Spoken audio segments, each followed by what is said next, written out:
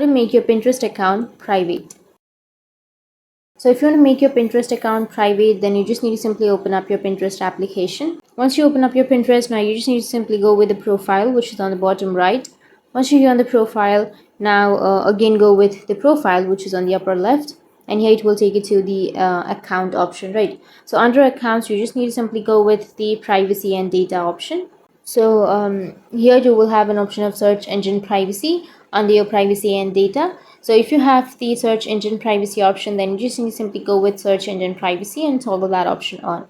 Once you toggle it on, then it will make your Pinterest account private. So if you want to make your boards private, then you just need to simply go with the profile again. Under your profile here on the upper side, you will have pins and boards, right? So you just need to simply go with the board option. Under board, you just need to simply choose a board.